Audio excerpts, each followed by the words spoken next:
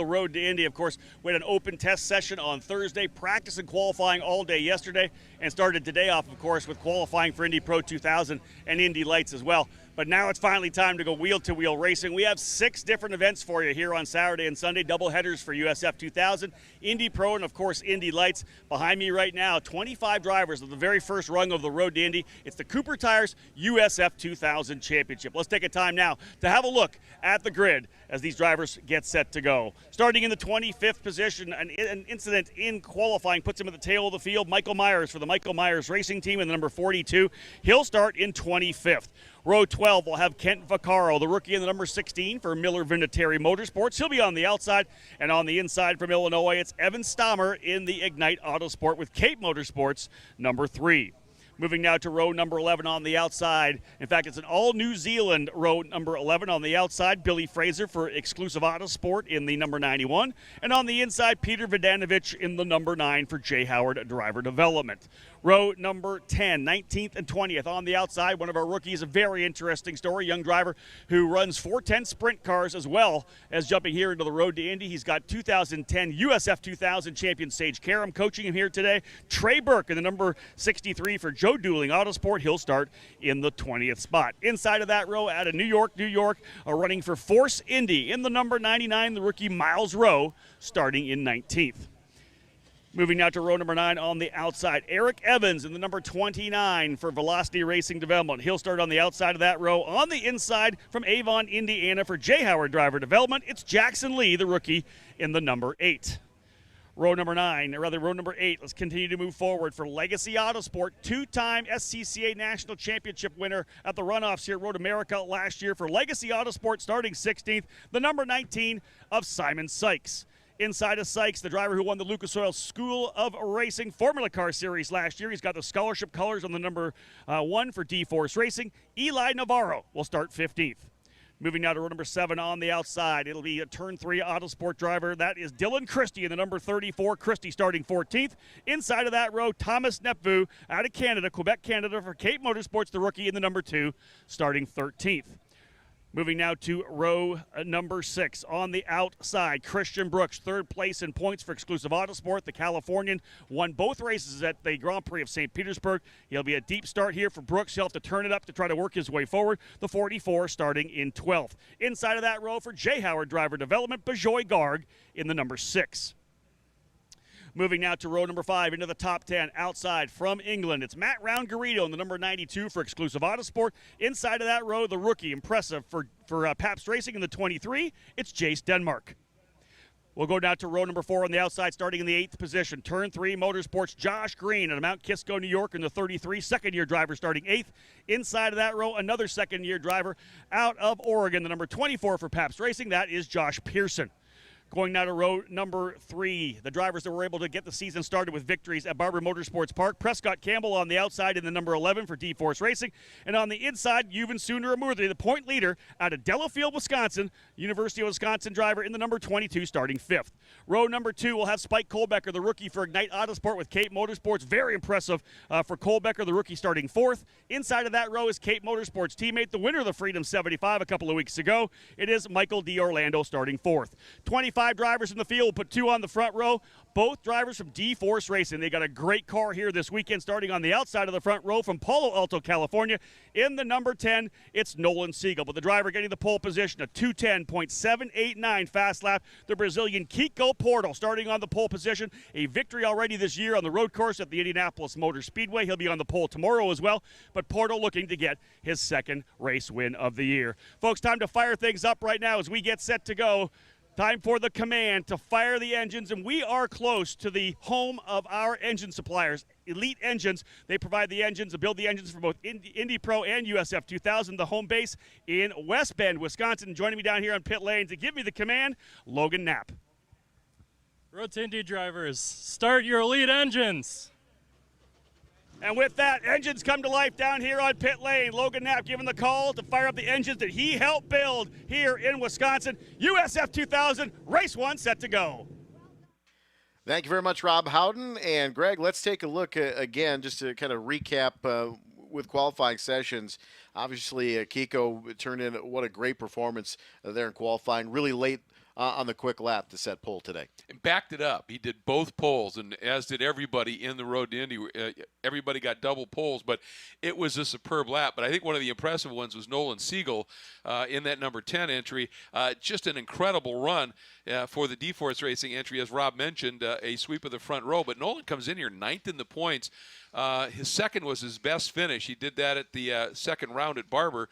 But struggling a bit in the points, this is going to be a huge confidence boost for him to be able to start up on that front row. And Sundarmurthy going to start on the inside of row number 3, but he's got a lot of experience here. Ran in the June sprints here just a couple of weeks ago, as well as obviously ran in the runoffs. And last year was kind of a force to be reckoned with. Up in the top 5 here, it's a great qualifying effort for Pabst Racing at their home track. They're obviously been a little bit on the struggle bus this weekend. Haven't had quite the top pace, but still a 2:11, 3:9, 6:8, good for 5th on the grid for Sundarmurthy. But I would expect that team to perform much better here in race conditions. Yeah, they know this place. They know what needs to happen during the course of a race, and I think you're absolutely right. That's going to be a real opportunity for them. And Jace Denmark also doing a nice job with his qualifying run as well. Josh Pearson as well. So they're in there. They're up in that top 10. And as you said, Eric, they race well here. We talked quite a bit during the qualifying sessions about how qualifying up front incredibly important. But again, Road America is such a long race course, 4-mile lap, 14 corners from 5 to 14. It's really a tight racetrack. You really don't think of it that way because of the 3 very long straightaways, but you have a very tight cornering situation from 5 to 6 to 7 to 8. And then you do have obviously 9 through 12, which is stretched out, but you do have quite a bit of unloaded cornering in the carousel, falling away downhill off camber. The kink is the kink, one of the most famous corners in all of motorsports. And Canada Corner can be very unforgiving too. Very much so. And the interesting thing is, this is one of those tracks, we've talked about it. If you're not up in those first 2 rows, you don't panic too much because you think about it. Turn 3, turn 5, turn 8, Canada, all great overtaking areas if you get the run through the preceding corner. And 3, people don't think about 3 too much here, but it's a huge corner because, one, it's an overtake corner opportunity, tighter than you think it is. But the exit of 3 is massive because it sets you up for something down into turn 5, and that's really, really crucial. And you see that with all these great. That's one of the the things that's always fascinated me about this track, Eric, is every corner that you have is a great overtaking into it. Is also you got to get the exit right because it sets you up for that next great overtaking corner. 3 into 5, 8 into 12. It's crucial. The only corner that truly is a corner that presents an overtaking opportunity on the next straightaway is turn 14, very honestly, because if you look at all of the major playing corners, 3, even 1 to some certain degree, you don't think of it, but 1 is actually downhill as well. 1 is a downhill in the break, 3 is downhill in the break, 5 is downhill in the break, 8 is downhill to break, 12 is a flat bottom corner, and then you come to 14, and that's the only corner where you're actually coming off the corner, but you are still coming downhill into 14 in that break zone, coming from the crest of 13 into 14. So all of the major overtaking points in this racetrack, all are downhill corners. Absolutely. Downhill braking, unsighted apexes for some of them. It's just really impressive. And you have to think that Cliff Tuftsy and the gang, when they were designing this place, were twisting their mustaches going, how can we challenge these drivers? And you think about it, even without the bridge, Billy Mitchell turn, fast in, blind. High commitment stuff here. Absolutely. And we've got one of those situations where a lap here is all about the rhythm, maintaining rhythm and pace. And once again, we're letting him catch his breath, but yeah, you were like a man on a mission. He broke the tape. Time. I could see him break the tape. I got a golf cart. I got a golf cart ride this today. All right. I was just going to say, you're like breaking the track record up here. That's pretty quick. Getting set to go for USF 2000. The D-Force drivers climbing the hill. Nolan Siegel on the outside, Kiko Porto on the inside. Always an exciting start here. Our first wheel-to-wheel racing, and we are getting set to go. Green, green, green. Racing up into turn number 1. We'll watch them fan out. D-Force drivers getting down to the wall. Not quite enough, though. Look for Colbecker or D'Orlando to try to tuck in.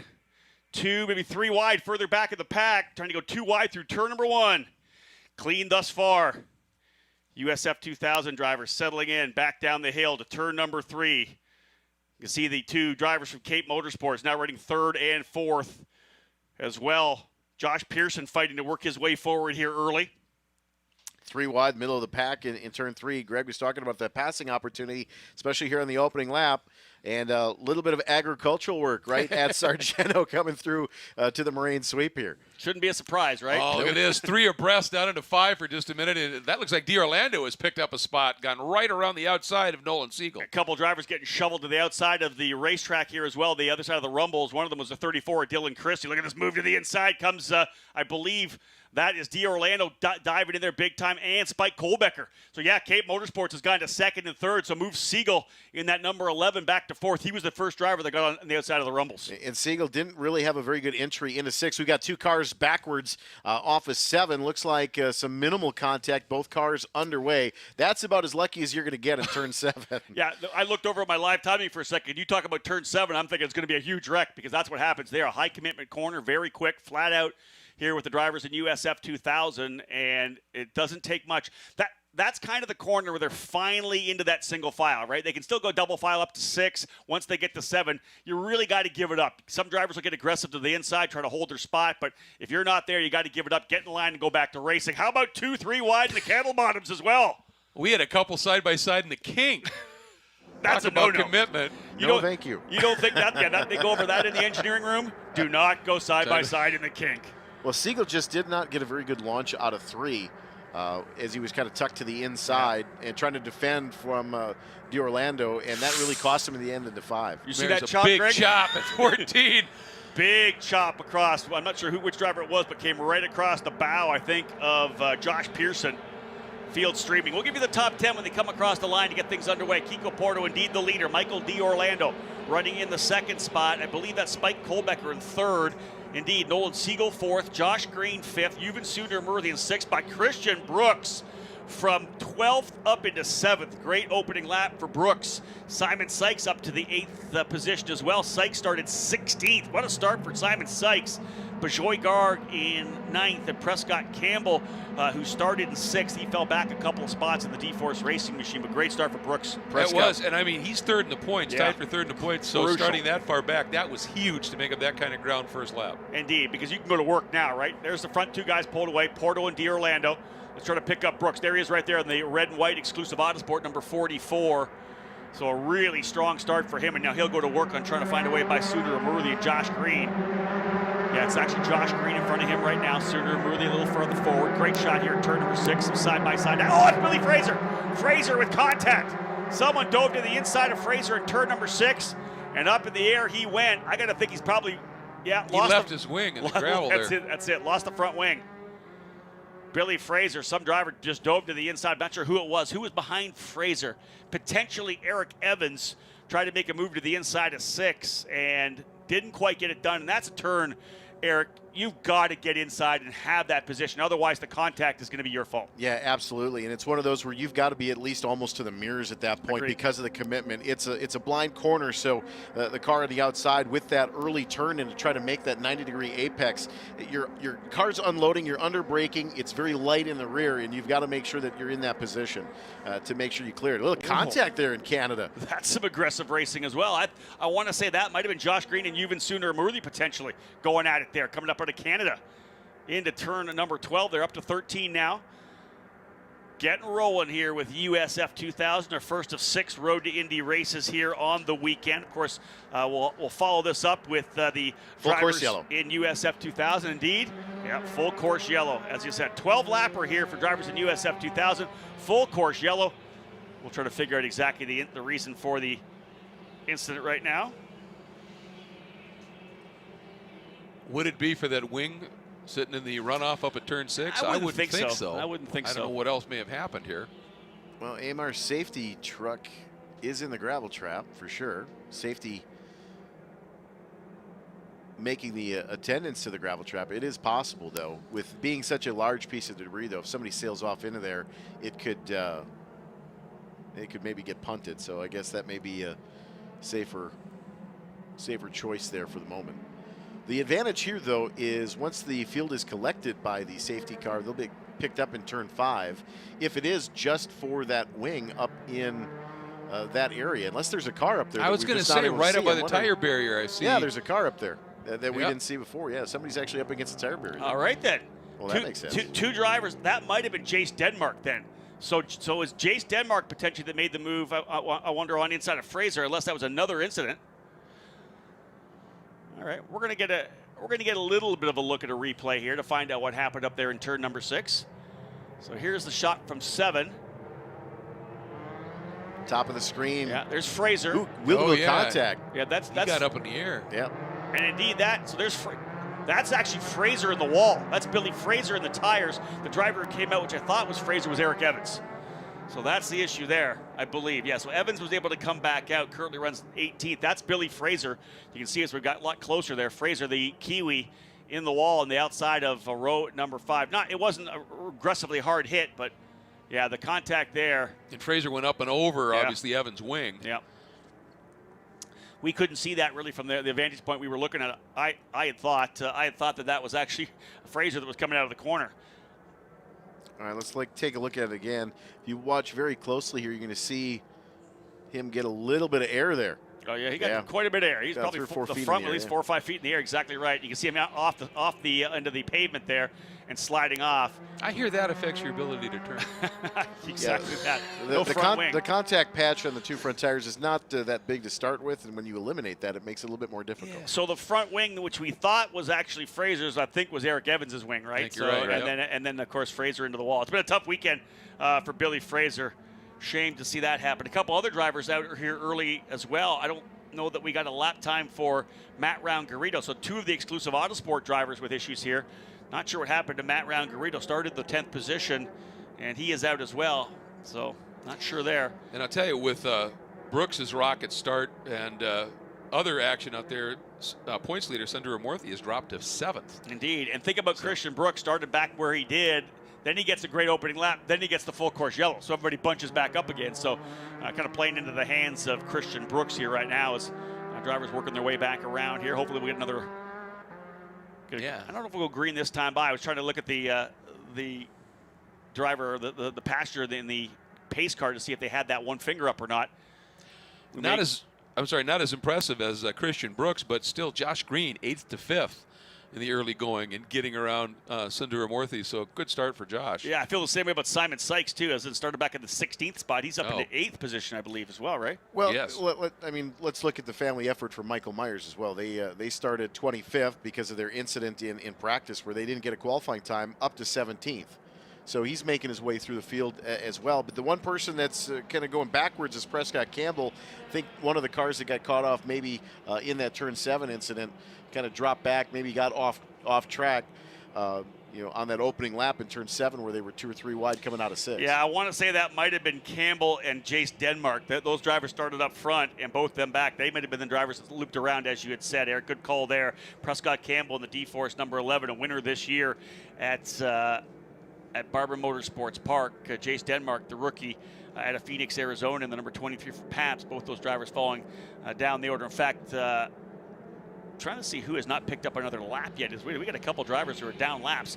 There goes Prescott Campbell there, I believe, and Kent Vaccaro.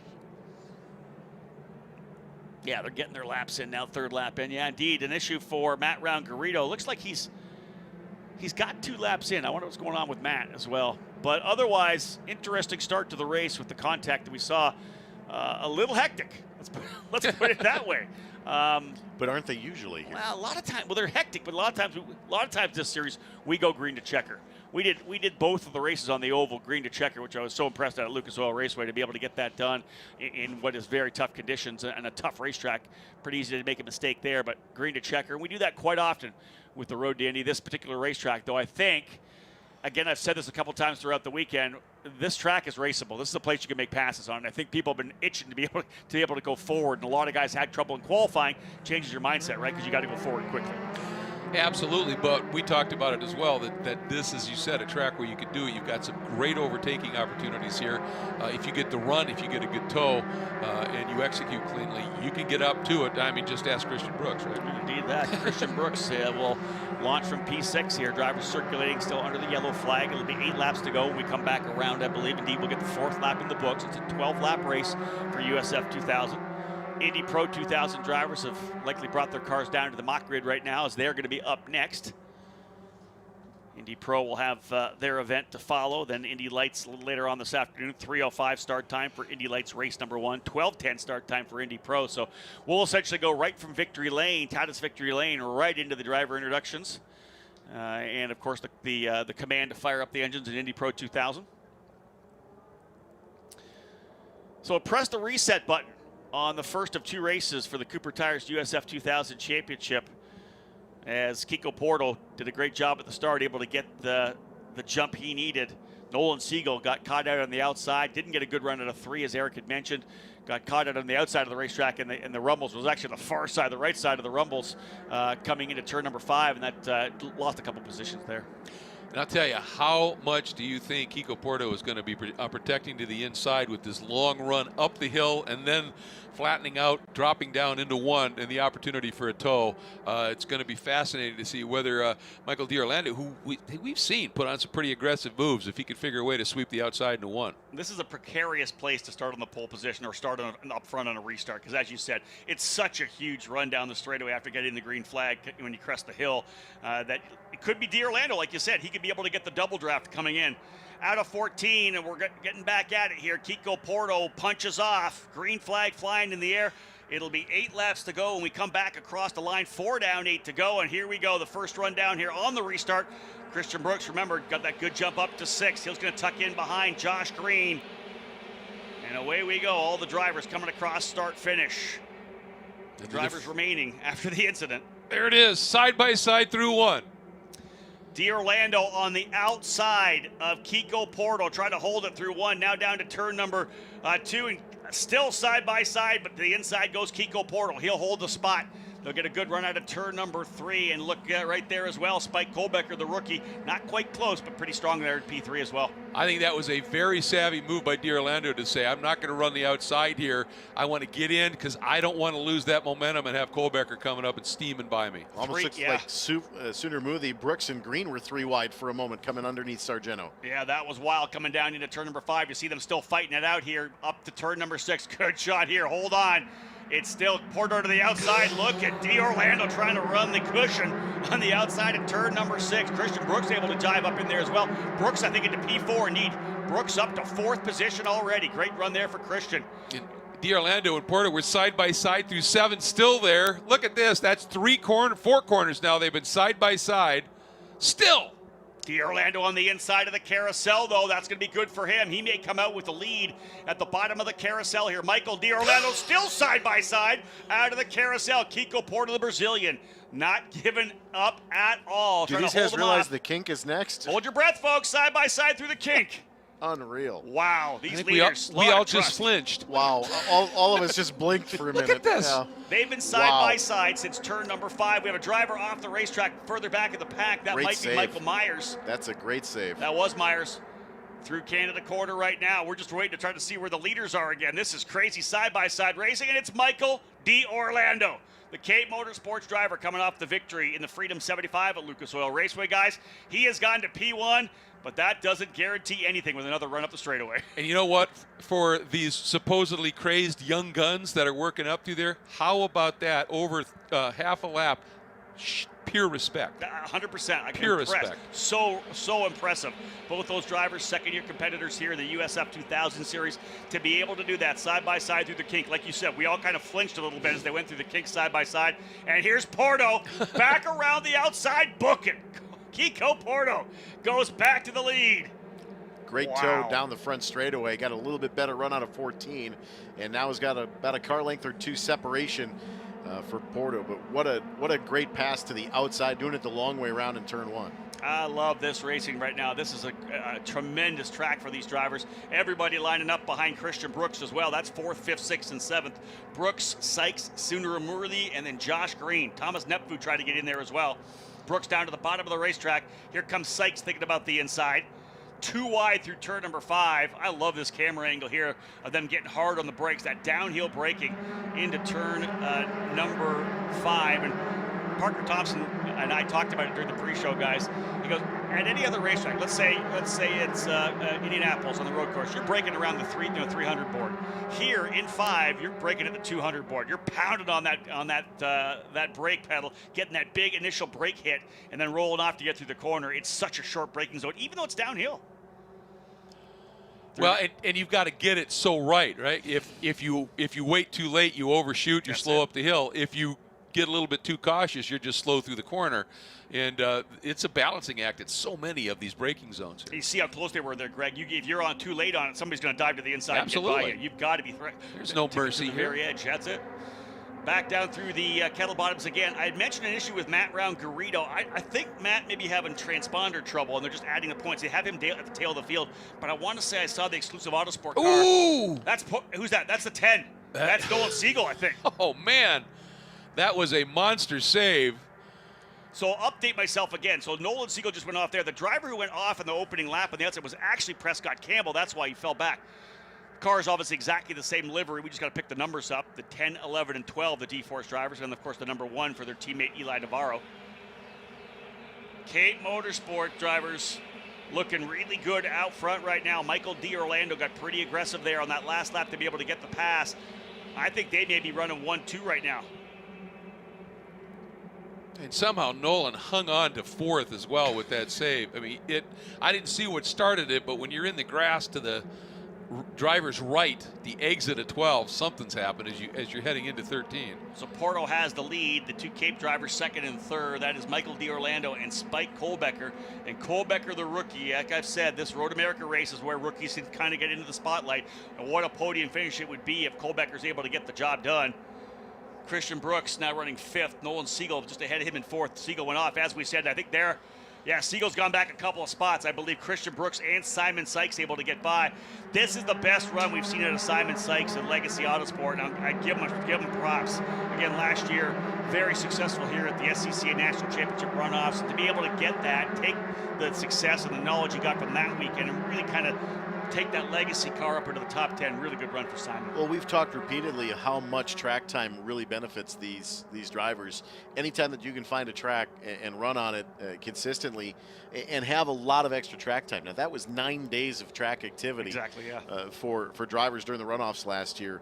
And as you know, 9 days in a row of being consistent in the car, it's going to do nothing but help you improve. And I don't think, Eric, there's another racetrack on our schedule where track knowledge helps, because this 14 corners here, all challenging corners, right?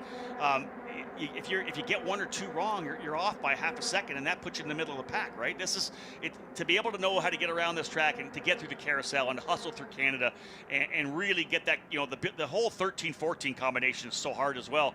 If you've done it before and you can make, that's Miles Rowe dropping a wheel on the outside, but if you can get that, man, you're almost guaranteed to having more success. And Nolan Siegel, when he hung on to 4th when he came by, but he's now dropped to 6th. And, of course, he dirtied up those tires, and they're pretty hot. So it took him a while to clean them off. Couldn't get in. Oh, we got somebody off at the exit of 14. That might be Miles Rowe again, I think. You know what? Probably right what you said there, Greg. He went off in the grass and then come to 14 for the first time. Tires still dirty, and went off in 14. Great point. And Nolan's off has also created now a sizable gap between 3rd and 4th. And it's really opened up just a little bit here. It's over 2 seconds. Indeed. So that lead group of 3 are kind of off into their own little race right now. That's a great battle further back. We just saw right there as well with Eric Evans and Trey Burke and Kent Vaccaro and Evan Stammer all battling it out there. Back under the Sargento Bridge, you see the gap there between 3rd and 4th. Christian Brooks, who started back in 16th, working his way into P4. I will say this. Okay, let's watch the action. We're still going at it. That's Sooner, Murley, and Siegel and Sykes. I think that Sykes may have lost a spot there, guys. I think maybe Siegel around the outside into turn number 5. And once Siegel got those tires cleaned off, he's been really quick. Action into turn 7, hurry downs, field, back half of the field kind of strung out a little bit now. Things have seemed to settle down. We kind of see this a lot of times. The very first couple of laps after a restart or the initial start tend to be a little bit frenetic. Contact in turn 8. And one of the Jay Howard driver development cars goes around. I think that might be Jackson Lee, not quite sure. That is the 8 car, I do believe. Yeah, Jackson Lee, someone got into the back of him. That was the the rotation. You can see someone obviously getting into his left rear, set the car back around. So a tough one there for Jackson Lee as he's going to fall to the tail of the field. Not sure if the car, there's damage on that car right now, whether he's able to go. Look at this fight right now. That is, I think that's Siegel and Brooks. Indeed, Siegel trying to go around the outside of Christian Brooks. Wow, there's your leader, Porto, D'Orlando, Kohlbecker. Brooks running fourth, Siegel fifth. Sixth spot is Sundar Murthy, your point leader. Seventh is Pearson. Eighth, Josh Green. Ninth, Thomas Nepvu. So we got ourselves a fight right now for P4. Look at that group. Leaders, check it out. Your top 3 drivers with 4 to go this time across the line, but we got 5 drivers ready to scrap for the remaining positions inside the top 10. Well, the frenetic battle for that 4th place is just allowing those top 3 runners to just stretch it out a little bit, and that's kind of what you want to see in your mirrors if you're 3rd place right now. Is it gives you the opportunity to kind of just focus ahead and put your head down without having to worry about what's behind you. You think about the championship battle as well, and the guys that are in it. Sundar Murthy, Kiko Porto, Christian Brooks tied actually in points right now with Michael D'Orlando. And anytime you come into a race, all you really have to do is beat the point leader, right? That's the primary thing. Beat the point leader, close that gap. Well, Sundar Murthy back in 8th. Everybody he has behind him is in front of him right now. Kiko Porto has the lead. Kohlbecker in 2nd. Brooks in 4th. As they run on the racetrack, the leader in the points would actually be Michael D'Orlando with 239 points. Kiko Porto would have 231. So this is exciting, the way everything's shaking down here now. And for Juven, obviously out of Oconomowoc and driving for Pabst Racing, that this is home for them. This has got to be a very frustrating run for him. And still 4 to go. We'll see what he's able to do, but his teammate Josh Pearson able to slide by there. And it looks to me like I think we got a bit of a breakaway there with Christian Brooks and Nolan Siegel. I think 4th and 5th have stretched out a little bit, give themselves a bit more breathing room. I think the smart thing here is obviously there's only 3 laps to go next time by, but you kind of settle the battle down a little bit, try to get away, like I said, so you can kind of focus on what's ahead rather than what's behind you. That frenetic side-by-side battle for that 4th, 5th spot, that's just letting the top 3 get away. And, of course, the last thing you want here is a yellow as well, but you want to make sure that you're focusing on the road ahead. Put your head down, elbows up, and just take and attack the racetrack at this point. Nolan Siegel's been able to get by Christian Brooks and move Nolan Siegel in the D-Force entry back up to 4th. Brooks goes down to 5th, and now Brooks has Simon Sykes in the Legacy Autosport number 19 pushing him. That right there, just we saw there, is Matt Round Garrido. I think he is in 11th spot in front of Eli Navarro. Obviously a timing issue right now with Matt Round Garrido. I'm going to say he's 11th. That's a guesstimate, but I think that's where he's running, right in front of Eli Navarro, as I had said. There he is right there. Yeah, in front of Navarro and then Prescott Campbell. So Matt Round Garrido, P11 right now. His teammate Christian Brooks running P5.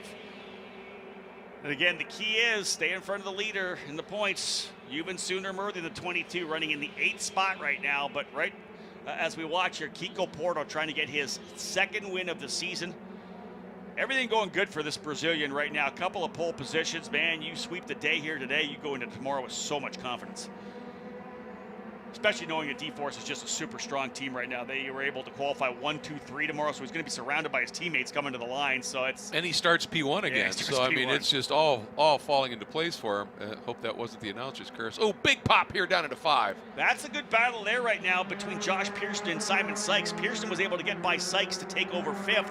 And now Sykes went back down to the inside of turn 5. And then Pearson over-undered him coming up to turn number 6. Nicely done for Josh Pearson. And we'll bring this up. Pearson just, I want to say 15 or 16 years of age. I'm not sure he just had a birthday recently. But remember what happened last year, Eric, when he brake failure to turn 1, straight off into the tires at the end of the straightaway. He's a kid that has matured so much over the last 10 months. It's been just absolutely amazing to me to see how much he's grown up and just really getting a feel for the racecraft here. A top kart racer throughout his years in junior karting, came into the series at 14 years of age and has been pretty impressive coming up to speed. Well, we talked pretty much all day yesterday about the maturation of these drivers as they progress through the road to Indy, and those that tend to mature faster than others tend to A, remain very quick, and B, pick up on racecraft. And racecraft is really the critical thing to taking that next step too. it's just understanding the dynamics of the car, the dynamics of approaching a corner. There's so much of it. One of the book series I love reading is Speed Secrets from Ross Bentley. I go back and read those occasionally just because I absolutely love the science behind getting a car through a corner and everything about it. And that's what the drivers start learning. In karting, it's so raw. It's such a pure form of the sport. Yeah, they're getting coached like crazy, but they're young. They're 12 to 15, whatever it may be. It's just raw getting out there and getting it done. There's so much more when it talks about driving a race car. Well, and that's the racecraft element, and having that raw speed's great. But if it's uncontrolled raw speed, that's when you tend to have the drivers that are very erratic. And it's you've got to learn how to rein that in and focus. And I've said this for a lot of time. The drivers who are really successful at any level are the drivers who have that bandwidth. Yeah, that agreed. ability to multi-process all the time and really be able to strategize big picture things. Well, that's really the difference from stepping up from karting into a program like this. Obviously with a go-kart, there's no suspension. It's air pressures, it's spacers. You're all changing weight location, and it's all about just wheeling the cart. And it's all mechanical. It's all mechanical. Now you have to understand. Quick one. I'll get back to that. So Eli Navarro's gone off the racetrack in turn number 5. That was the battle he was having with Dylan Christie and Simon Sykes. So Navarro in the number 1 off the racetrack. He'll fall to the tail of the field there, or at least deeper into the field. Look at this fight here too. That's Josh Green, Euban Sundaramurthy, and Josh Pearson. That's for 7th, 8th, and 9th, and that's the point leader right in the middle of that. Well, absolutely. But just to finish up on the topic, it's adaptability. Now you're learning mechanical grip and aero grip. Now you're having to understand that there's 4 corners on that car that are going to behave differently all the way around. It's all about that package that you have to understand. That little hiss you heard was Greg Creamer watching 2 more drivers go side by side, Sykes, and I believe it's Josh Pearson side by side through the kink again. I held my breath while Eric was talking about that one. There they are, side by side. Doing it again. That actually might be Brooks, and that. Ooh, there it is. No, that. Little wiggle. That's the battle. That was I believe the 24 of Josh Pearson able to get by Simon Sykes. Wow.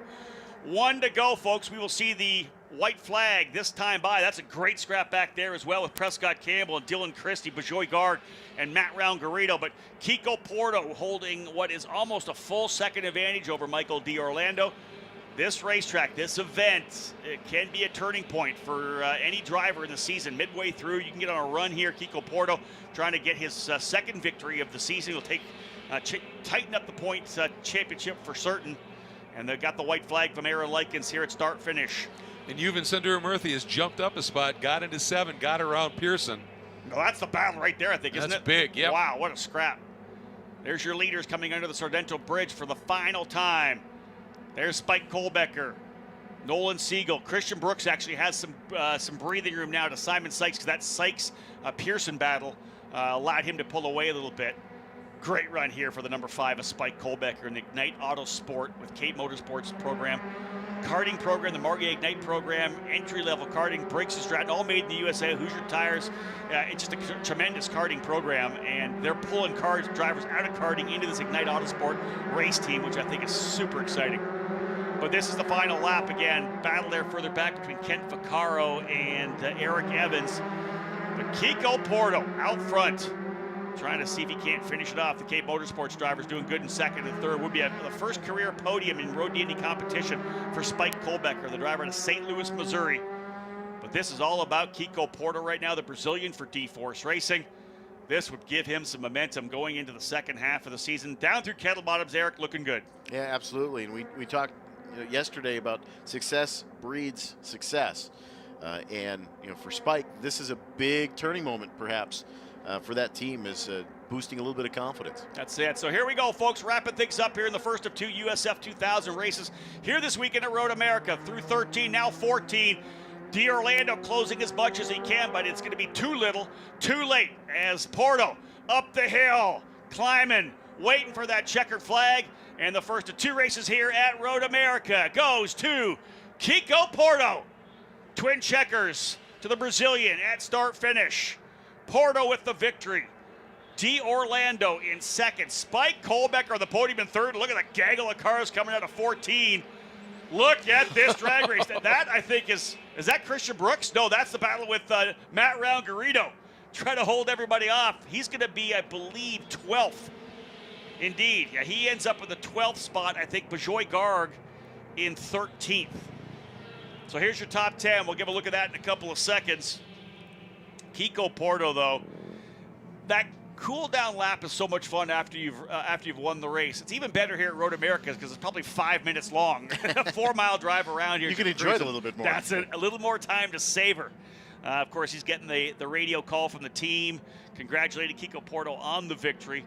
Some big improvements, though, and Greg, you brought it up. We're talking about, Christian Brooks starting back in 12th position. He goes all the way up to P5.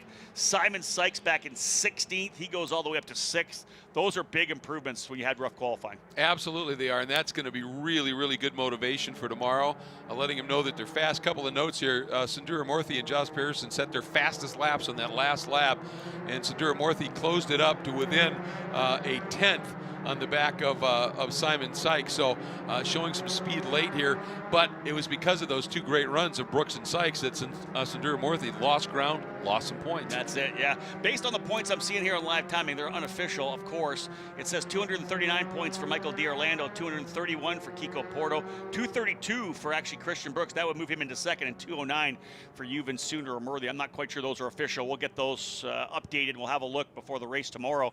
But otherwise, let's have a look at the top 10. The Cooper Tires USF 2000 Championship Grand Prix of Road America. The first round is done. Kiko Porto with the victory. The margin, 0.881. Michael D'Orlando second. Spike Kohlbecker third. Nolan Siegel fourth. Christian Brooks in fifth. Simon Sykes ends up in sixth. Yuvan Sundaramoorthy seventh. Josh Green eighth. Josh Pearson eighth, rather. Josh Green in ninth.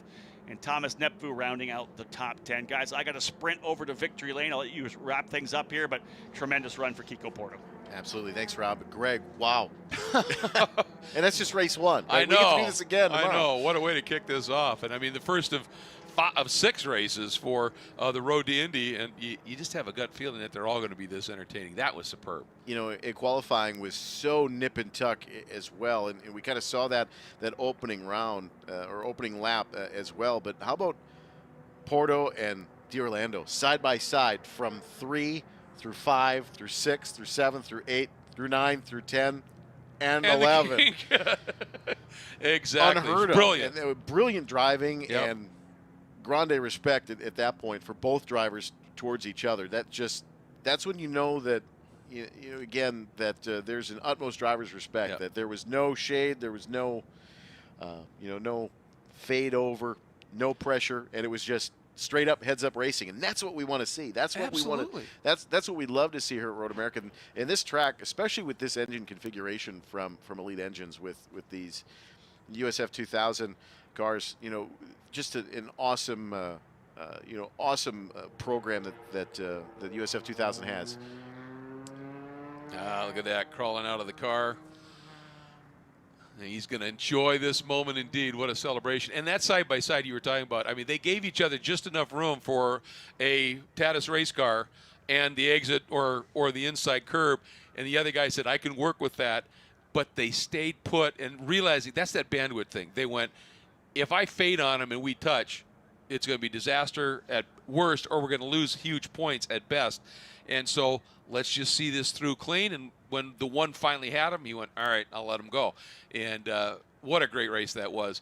And again, some of those drives that we're talking about. But I mean, Christian Brooks and Sykes, those moves from deep outside the top 10 up into, for Christian Brooks, into the top 5, just spectacular stuff. Absolutely. The Kiko Porto. Spike Kohlbecker. P3 for Spike. Really exciting opening laps, as we saw. We had a bit of a yellow flag, but the racing was aggressive in USF 2000. Big move for this driver, I believe, potentially taking over the point lead. Coming home second, Michael D'Orlando for Cape Motorsports. Good to see the drivers working their way up front here. This Brazilian had a tremendous drive, started on pole. He'll do it again tomorrow, but he converts that pole to a race win. Folks, for D-Force Racing, the winner here today at Road America, Kiko Porto. We'll do a quick little interview here with Kiko. Kiko, congratulations, man. Winning the Road America is big. Gets you right in the middle of the championship. Talk a bit about your race. How good was the race car? Oh, what a difficult weekend for us. Michael's too fast behind me, so I worked so hard. We passed like half a lap side by side, so this is really awesome.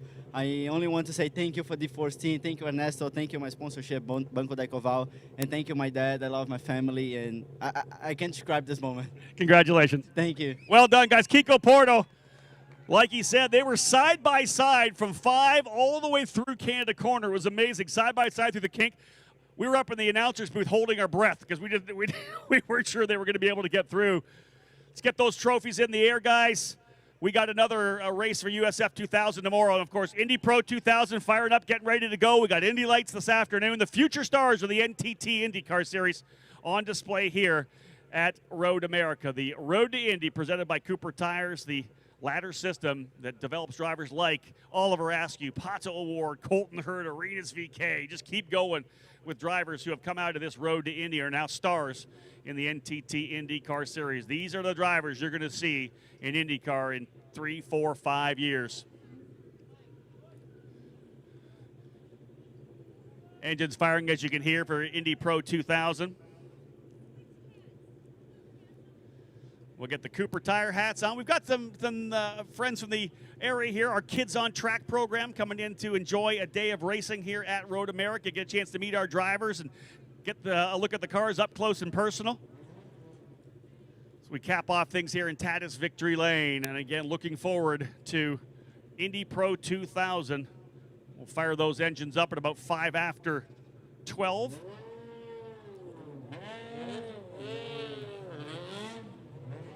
All right, time to spray this champagne here, folks.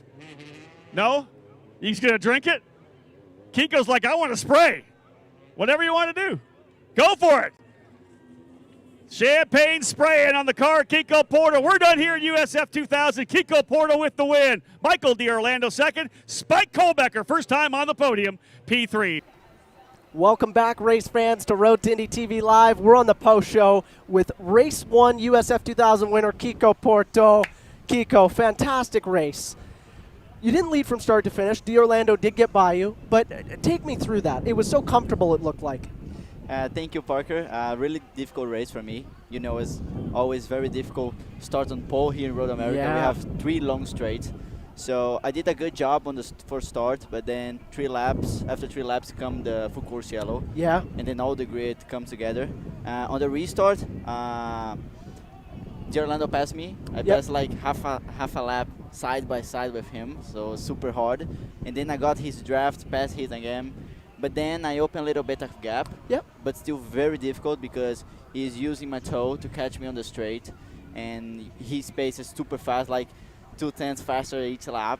So, but this time I turned my mode to qualifying mode and only fastest lap. But I'm very happy with this. First winning here in Road America. Last year I lost the Road America race because I can't get inside of the country because I'm from Brazil. Yes.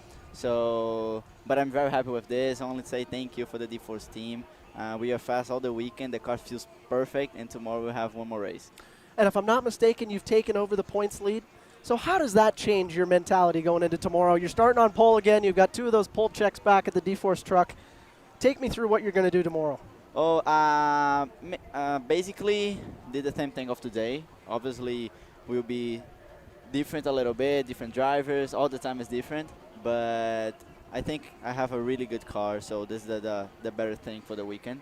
So championship points leader, this is the best thing of the weekend. But we need to still keep pushing. We have after this race tomorrow we have Mid-Ohio and New Jersey, so we need to still keep pushing. Well, Kiko, you and David at D-Force will have to go take that points leader flag and drag it back overnight to the D-Force truck. We look forward to your racing tomorrow morning when you start on pole.